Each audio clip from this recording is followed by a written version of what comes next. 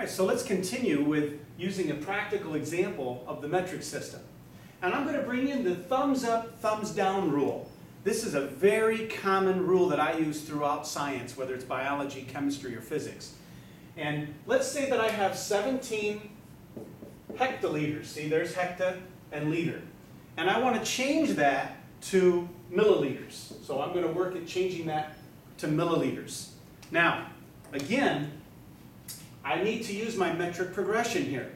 And I can look at it, since I wrote this down, I can see that milli is 1, 2, 3, 4, 5 steps from hectoliter. But I'm going to do it in a way that I feel is even simpler, in a way that will help us in the long run down the road. Okay? I always change to my standard. Hecto is greater than liters by 2 steps here, or 10 to the second. Each of these steps is a multiple of 10. So I'm going to actually go from hectoliter down to liter, then from liter down to milliliter. So it's actually a 2-step process. So I won't trip on the staircase, if you will. I want to go very simple.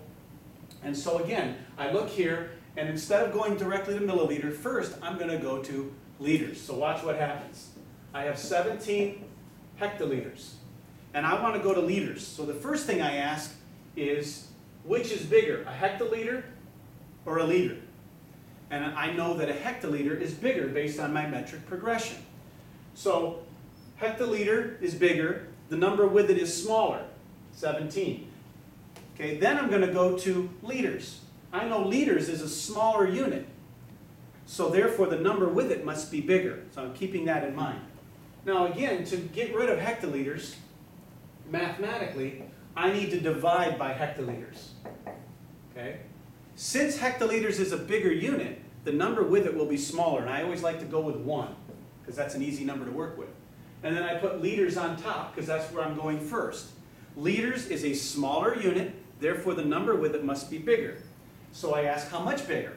I go here and I say it is 1, 2 multiples of 10 different.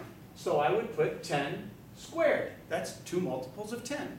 Notice hectoliters cancel.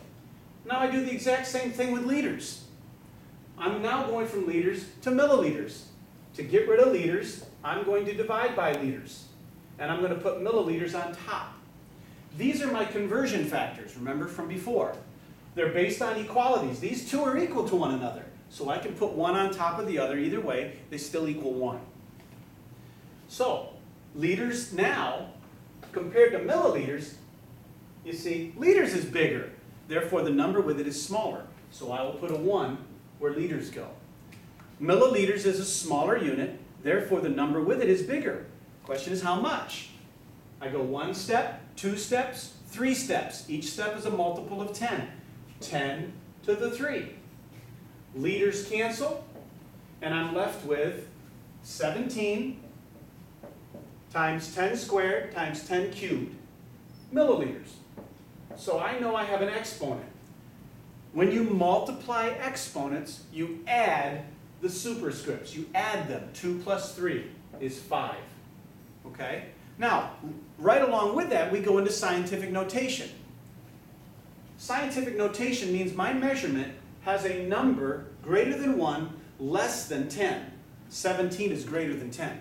So I need to change this. I can do that by moving the decimal. I can make that 1.7. See what happened here? 1.7 is greater than 1, less than 10. Now I look at my same rule. It's beautiful. 17 to 1, my number went down. Therefore, to make sure I can do this, my exponent has to go up. Okay?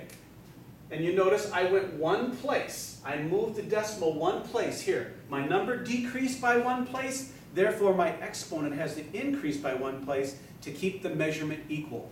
So that's times 10 to the 5 plus 1 is 10 to the 6th.